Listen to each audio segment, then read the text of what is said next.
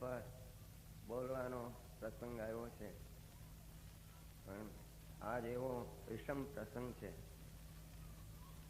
કે જેમાં કંઈ બોલી શકાય, બોલવાનો કંઈ ભાવ રહે, બોલવાનો કોઈ ઉલ્લાસ રહે એવો નથી. જેની કલ્પના માત્રથી, જે દિવસની કલ્પના કોઈ કરે તો માણસને કમકમ આવે, એવો દિવસ પ્રત્યક્ષ જોવાનો આપણને અલ્પભાગી માણસોને પ્રાપ્ત થયો. ગુરુદેવ વિનાનું જીવન, ખાસ કરીને સોનગઢવાસીઓનું, એ તદ્દન પરિવર્તન પામેલું હશે. આખા દિવસનો દૈનિક કાર્યક્રમ સોનગઢનો, જેમાં હંમેશા ગુરુદેવની ભક્તિ, ગુરુદેવનું પ્રવચન, ગુરુદેવનું ચર્ચા ઓતપ્રોત હોય. એ વિનાનું જીવન, એ વિનાનું સોનગઢનું દૈનિક કાર્યક્રમ, એ નમક કોઈના ભોજન જેવું છે. અમૃત પીરસનાર ચાલ્યો ગયો. સોનગઢનું ઉદ્યાન, સિમંદર ભગવાનનું મંદિર, મહાવીર ભગવાનનું મંદિર, સમવસરણ, એ બધા સુંદર ઉદ્યાનના વૃક્ષો એવા ને એવા ઉભા છે. પણ અધ્યાત્મ રસનો મધુર ટહુકાર કરનાર મોરલો આપણી વચ્ચેથી આજે નથી. એ સુંદર ટહુકાર હવે આપણને કોણ સંભળાવશે? શું ખરેખર એ દિવ્ય મૂર્તિ ના હવે કદી દર્શન નહીં થાય? શું એ દિવ્ય મૂર્તિ હંમેશને માટે ચાલી ગઈ? એ દિવ્ય મૂર્તિનો દિવ્ય ધ્વનિ હવે કદી કાને નહીં પડે? શું માનસિક ચિત્રોથી જ એ આકૃતિ ખડી કરવી પડશે? પ્રત્યક્ષ દર્શન નહીં થઈ શકે? પ્રત્યક્ષ જીવંત દિવ્ય ધ્વનિ શું નહીં મળી શકે? ટેપ અને પ્રવચન સાહિત્ય એટલા નસીબ છે કે આપણી પાસે છે, પણ એની પાછળની જીવંત મૂર્તિ, અનુભવશીલ વચનો, અનુભવપૂર્વકની વાણી, ગાજતો દિવ્ય ધ્વનિ, એ ક્યાંથી આપણે લાવીશું? અત્યંત દુઃખ થાય છે. સોનગઢનું આખું જીવન એ પલટાઈ જશે. સોનગઢની અંદર બધું દિશાહીન, સુનકાર જેવું લાગે છે. આજે તો ભરચક માણસો છે, જો કે એ પણ ખાલી ગુરુદેવની હાજરી અને ગુરુદેવના પ્રવચનો વિનાનું કેવું સૂકું લાગે છે. એ આખું જીવન આપણું તો પલટાઈ ગયું. એ પ્રવચનો આપણું કલ્યાણ કરનાર, આપણને ઠોકર ખાતા બચાવનાર, ભાવ ભ્રમણના સમુદ્રમાંથી બહાર કાઢનાર, એ આપણને ક્યાંથી મળશે? આખું જીવન સમર્પણ કરીને રહેલી બ્રહ્મચારી બહેનોનું શું?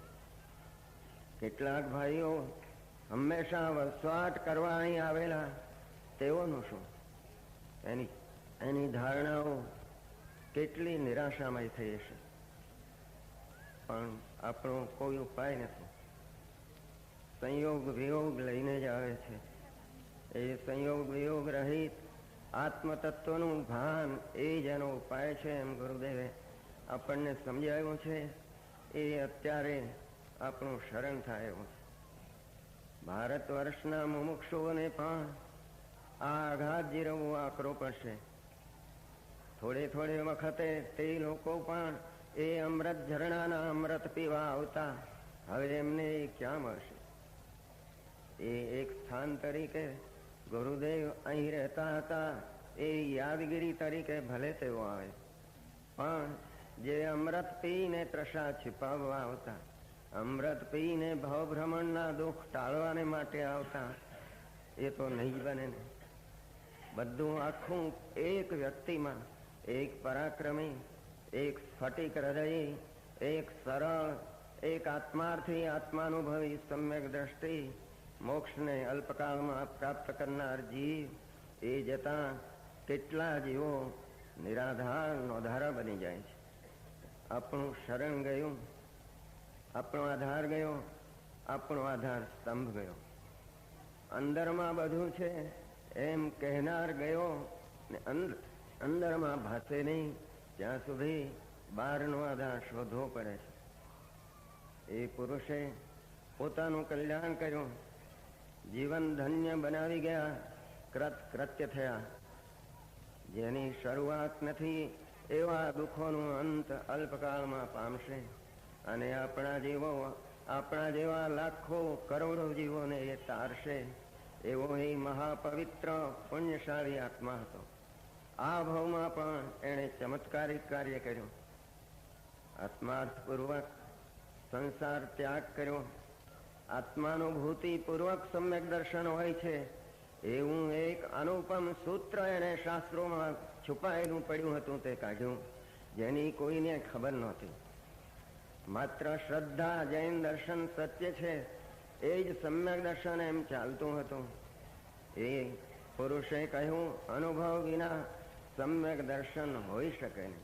અનુભવ વિના એ જોર ક્યાંથી આવે કે હું એક આત્મા છું, મારામાં ભરપૂર છે, મારે કોઈની જરૂર નથી, મારે બહારના દુઃખ સુખ કંઈ છે જ નહીં. એવા જોર વિના રાજપાટ છોડી દીક્ષા લે તો પણ એ સાચી ઉદાસીનતા આવતી નથી. એના અમે સાક્ષી છીએ. આ માર્ગે તમે ચાલ્યા આવો, અમે એ માર્ગને અનુભવીને કહેનાર છીએ. એવા પરાક્રમથી કહેનાર પુરુષ હવે ક્યાં ગોત્યો જશે? કોણ આપણને ઠોકર ખાતા બચાવશે? કોણ આપણને સાચા માર્ગે હવે ચડાવશે? એણે ઘણા કાર્યો કર્યા. પોતે ઘણી મુશ્કેલીઓ સહન કરી, ઘણા વિરોધો સહન કર્યા, પણ જે અનુભવ્યું છે મેં એમાં એકનું બે થઈ શકે નહીં એમ જગતની સામે એમણે ટક્કર ઝીલી. આખો એક યુગ પલટો કર્યો. આખું એ મહાન યુગ પ્રવર્તક હતા. આખો યુગ સમય સારનો, સ્વાત્માનુભૂતિ પ્રધાન મુનિ માર્ગનો અને સ્વાત્માનુભૂતિ પ્રધાન મોક્ષ માર્ગનો એમણે યુગ પ્રવર્તાયો. અને જૈન દર્શનનો માર્ગ જે તેજહીન, ક્રિયાકાંડ પ્રધાન, શોધભાવ પ્રધાન હતો, એમાં તેમણે તેજ પૂર્યું. અને વીર માર્ગ જે આવૃત સ્થિતિમાં પડ્યો હતો એને અનાવૃત કર્યો. મહાન પરાક્રમનું કામ કરી તેઓ ધન્ય જીવન જીવી ગયા, પોતાનું કલ્યાણ કરી ગયા.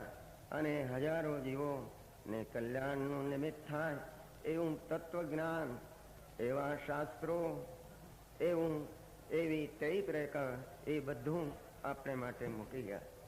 હવે આપણે એમનું સાહિત્ય, એમનો ઉપદેશેલો માર્ગ એ બધું વિચારીને કરવું રહ્યું. એ હતા ત્યારે તો ઓછો પુરુષાર્થ કરીએ તો આપણને એ ટોકીને સાચે માર્ગે બતાવતા. હવે એ નથી તો થોડું આપણે વધારે પુરુષાર્થ કરી એમના સાહિત્યમાંથી મેળવવાનું રહ્યું. આપણે પુરુષાર્થ કરી કલ્યાણ કરવાનું રહ્યું. એ વિના આપણો કોઈ ઉદ્ધાર નથી. એ પુરુષ એનો ઉપકારનો બદલો, એના ઋણનો બદલો ભવમાં આપણે વાળી શકશું નહીં. એની યાદી કોઈ દિવસ આપણને વિસ્મૃત નહીં થાય. સોનગઢવાળાને તો હંમેશા દિન ઉગે ત્યારથી 24 કલાક એ કદી વિસરાશે નહીં. એનો ઉપકાર કોઈ દિવસ ભૂલાશે નહીં. એને હૃદયમાં જે આપણને સત્ય વસ્તુ આપી છે તેનો ઉપકાર આપણે કોઈ દિવસ ભૂલીશું. જેમ કુંદ સ્વામી સ્વર્ગમાં બેઠા અમી દ્રષ્ટિ કરે એમ આપણે કહ્યું છે, એમ શ્રી કાનુગુરુ સ્વામી અમી દ્રષ્ટિ કરે, આપણા ઉપર આશીર્વાદ વરસાવતા રહે અને ત્યાં બેઠા પણ આપણું કલ્યાણ કરે. આપણે તેને આપણા હૃદયના ઊંડાણમાંથી ભવ્ય શ્રદ્ધાંજલિ આપીએ છીએ.